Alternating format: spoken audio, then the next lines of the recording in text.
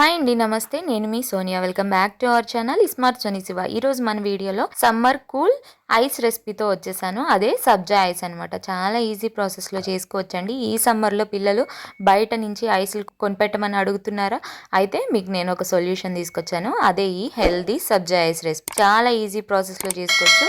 అస్సలు time taking ప్రాసెసే కాదండి. చిన్నపిల్లలైనా ఈజీగా చేస్తారు. ఈ సమ్మర్లో మీరు ఇలా ఐస్ చేసి పెట్టారంటే పిల్లలు అసలు బయట నుంచి కొనిపెట్టమని అడగరు. సో వీడియోని స్కిప్ చేయకుండా చూసేయండి. ప్రాసెస్లోకి వెళ్ళిపోతాం. ఈ సబ్జా ఐస్ని ఈజీ వేలో ఎలా చేసుకోవాలో చూపించేస్తాను.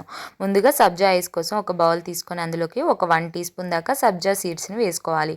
వేసుకొని అవి మునిగేంత వరకు ఒక హాఫ్ గ్లాస్ వాటర్ వేసుకొని చక్కగా ఒకసారి కలిపేసుకొని ఒక 10 నుంచి 15 నిమిషాల పాటు పక్కన పెట్టేసుకుంటే మనకి ఇలా చక్కగా సబ్జాలు అనేవి నానిపోతాయి. చూడండి, ఇలా జల్లీలాగా ఫామ్ అవుతాయి. 15 మినిట్స్లో చక్కగా నానిపోతాయి అన్నమాట. ఇప్పుడు ఇలా నానిపోయిన సబ్జా గింజల్ని ఒక మిక్సింగ్ బౌల్లోకి వేసేసుకోవాలి. ఇలా మిక్సింగ్ బౌల్లో వేసుకున్న తర్వాత ఇందులోకి స్వీట్నెస్కి తగ్గట్టు షుగర్ని యాడ్ చేసుకుంటున్నాను. నేను ఒక 3 టేబుల్ స్పూన్స్ యాడ్ చేశాను. అలాగే ఒక పించ్ సాల్ట్ కూడా వేశాను. అలాగే ఒక కప్పు వాటర్ కూడా వేసేసుకొని వీటన్నిటిని బాగా కలిసే విధంగా కలిపేసుకుంటున్నాను. ఇలా చక్కగా షుగర్ అంతా కరిగిపోయే విధంగా కలిపేసుకున్న తర్వాత ఇప్పుడు ఇందులోకి ఒక లెమన్ని చక్కగా ఇలా రసాన్ని తీసుకొని వేసేసుకోవాలి. లెమన్ జ్యూస్ని వేసుకోవాలి. నేను ఇక్కడ ఒక లెమన్ని కట్ చేసి స్క్వీజ్ చేస్తే నాకు ఒక 1 టేబుల్ స్పూన్ వచ్చిందనమాట లెమన్ జ్యూస్ అనేది. నేను ఇక్కడ 1 టేబుల్ స్పూన్ లెమన్ జ్యూస్ వేసాను. పర్ఫెక్ట్గా సరిపోయింది టేస్ట్ అనేది. పుల్ల పుల్లగా ఉప్పు ఉప్పగా తీగా. ఇప్పుడు ఇలా కలిపేసుకున్న తర్వాత పక్కన పెట్టేసుకొని ఇలా ఐస్ మోల్డ్స్ ఉంటాయి కదా, వాటిల్లోకి మనం ముందుగా కలిపెట్టుకున్న సబ్జా నీళ్ళని అయితే వేసేసుకోవాలి. ఇక్కడ మొత్తాన్ని కూడా చక్కగా ఫిల్ చేసుకుంటున్నాను నేను స్పూన్తో. మీ దగ్గర కనుక ఇలా ఐస్ మోల్డ్స్ లేకపోతే స్టీల్ గ్లాసుల్లో వేసుకొని పైనుంచి ఫాయిల్తో కానీ లేదా ఒక కవర్ కానీ ర్యాప్ చేసేసుకొని కొంచెం చాక్తో కట్ చేసుకొని దాంట్లో స్పూన్ కానీ లేకపోతే మీ దగ్గర ఐస్ స్టిక్స్ ఉంటే ఐస్ స్టిక్స్ కానీ పెట్టుకొని ఫ్రీజ్ చేసుకోండి.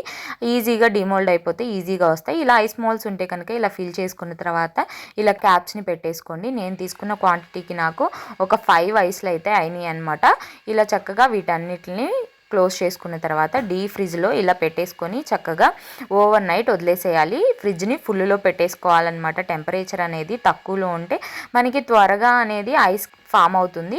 నేను ఇలా ఓవర్ నైట్ వదిలేసాను. మార్నింగ్ చూపిస్తున్నాను చూడండి. ఇలా ఒకసారి ట్విస్ట్ చేస్తే మనకి ఐస్ అనేది ఈజీగా డిమోల్డ్ అయిపోతుంది. మీకు ఇలా డిమోల్డ్ అయిపోతే కొన్ని సెకండ్స్ వాటర్లో డిప్ చేయండి, ఈజీగా వచ్చేస్తుంది. చూడండి ఐస్ అనేది ఎంత పర్ఫెక్ట్గా వచ్చిందో.